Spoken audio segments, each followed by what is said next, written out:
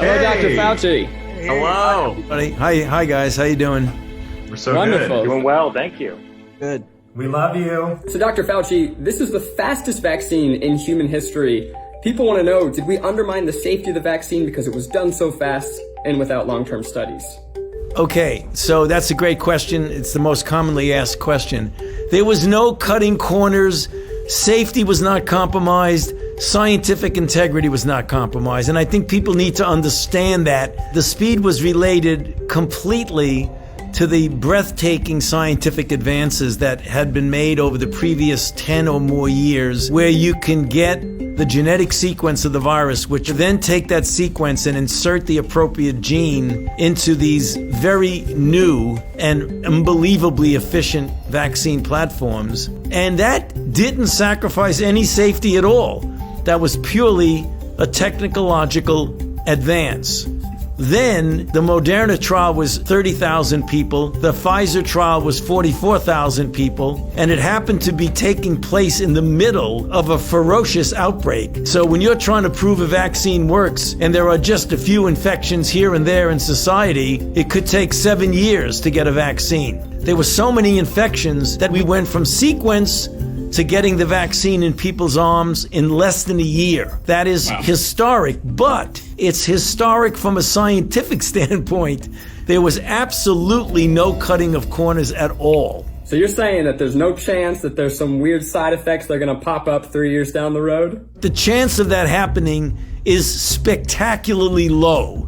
And let me tell you why. If you look at the history of all vaccinology and you say, when did these so-called longer-term effects occur? The overwhelming majority, 90+% of them, occur between 30 and 45 days after the vaccine trial ends. That is the reason why the FDA said that in order to make an emergency use authorization, you had to wait 60 days from the time 50% of the people in the trial got their last dose. So if you wait 60 days, you're already beyond when essentially all of the long-term effects occur. I've never seen one where I get vaccinated in 1982 and I get a toxic effect in 1986. I mean, I've never seen that happen with any vaccine. Mm-hmm. Wow, that's amazing. Okay, I'm going to ask you a question here. Can I still infect someone else after I get the vaccine? And do I have to keep wearing a mask after I get it? The answer is yes, and I'll explain why. It is still conceivable that you could get infected and be asymptomatic. And even though the vaccine protected you from getting sick, it didn't protect you from getting infected. So you may not even know that you're infected and be completely asymptomatic and then spread it to somebody else. I think that's been the scariest part of this whole pandemic, is that I could totally have it and not know, and that terrifies me. We can pull back on masks when we get such an overwhelming proportion of the population is vaccinated that there's herd immunity, which means that the level of virus is so low that it's not a threat. What percentage of people need to get the vaccine for us to achieve that? You know, we don't know the exact number, but we can make a back-of-the-envelope calculations that it's somewhere between 70 and 85% of the population needs to be vaccinated to get herd immunity. Here's, some people, there's a lot of people talking about things out there. Some people think maybe it would be easier to just achieve herd immunity by letting the virus spread rampantly through the population. What do you think about that? Okay, well, that's maybe the worst idea. Okay. I don't want to compare it to anything. I don't want to insult anybody. It's not my question. It's just a question that I read that I'm relaying to you because you're the expert. Do you read it on Facebook, Pete? I did read it on Facebook. The general level of herd immunity right now in the country, the last time the CDC looked at it was like 10%, 12%. Some cities like New York, it was 22% because New York got hit so badly in the beginning. So let's say that the level in the country today, let's say it's 20%. So with 20% of the people infected, we've already had 352,000 deaths. To get to 80, you'd have to have 4 times as many people. So are you willing to accept 1.2 million deaths in order to get to herd immunity? I don't think so. So the road to herd immunity is a vaccine, not just letting people get infected. And how soon after getting the vaccine would I be immune? So let's say you get vaccinated and then 21 to 28 days later you get a boost. Anywhere from 10 to 14 days following the boost, you can consider yourself protected. Dr. Fauci, a new COVID variant has been reported in over 40 countries and is said to be more transmittable. Will that make the vaccine irrelevant? That has a mutation which is causing the virus to be much more easily transmissible from person to person. According to the Brits, who've looked at it very carefully, and we will also be doing the same thing, they find that the mutation does not make people sicker or even more people dying, nor does it seem to interfere with the protection that's afforded by the vaccine. So the only thing that's functionally different, it appears to spread more easily.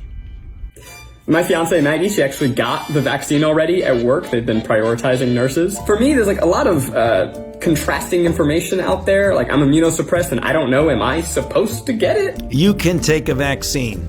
The only time an immunocompromised person should not take a vaccine is when it's a live, attenuated vaccine, because the virus can then replicate a lot in you and not stop replicating the way a person who has a normal immune system would be. But you should get vaccinated, because even though the immune compromise may not get you to have as robust a response, less than robust response is better than no response.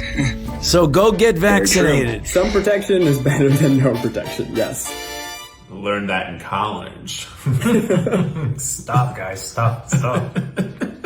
I have a newborn child. We just got his 2-month vaccines for all of the other stuff, but I've been really worried about COVID. When can my kids get the vaccine?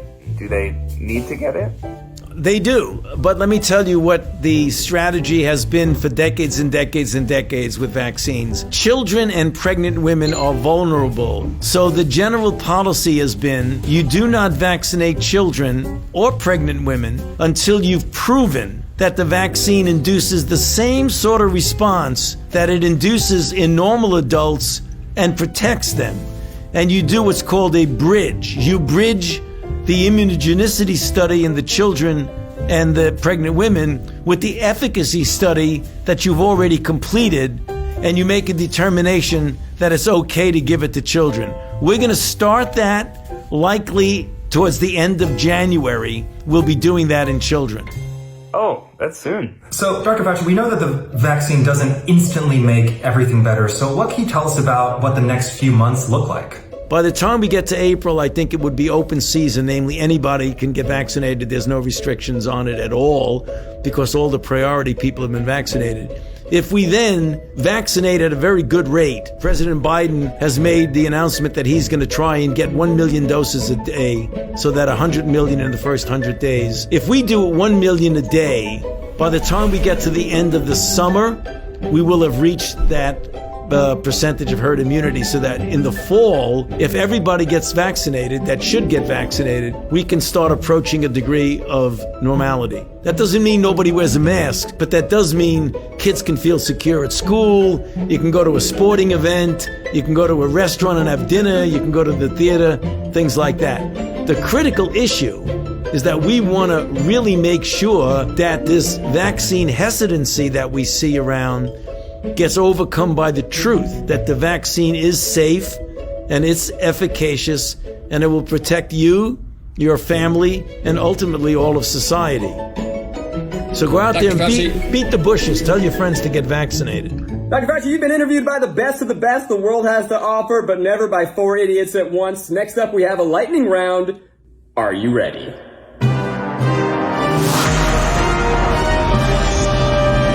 Lightning round. These are some of the most widely believed COVID vaccine conspiracy theories on the internet.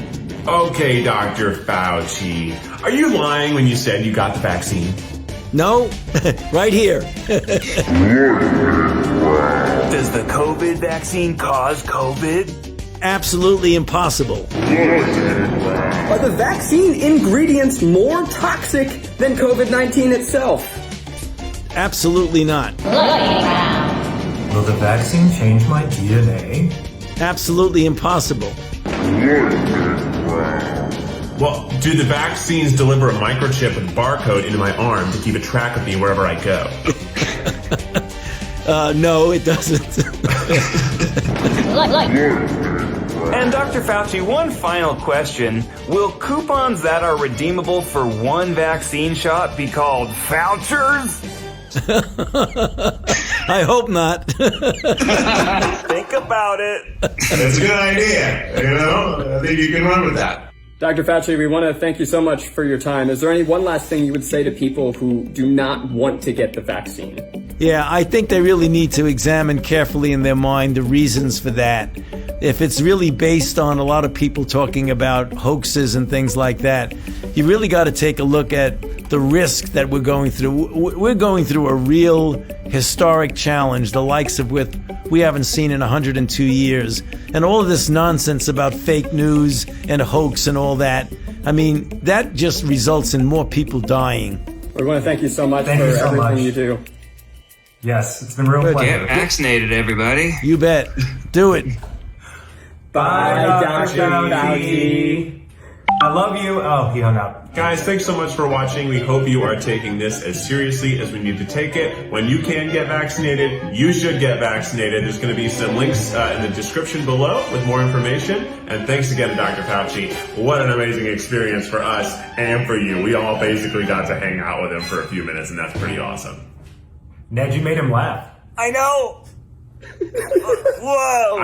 I made him horrified.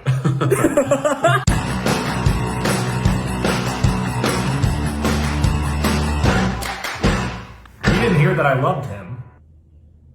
Well, he'll watch. He watches all our videos, so he'll see it. Oh, okay, good. Yeah, he's actually a sapphire triceratops.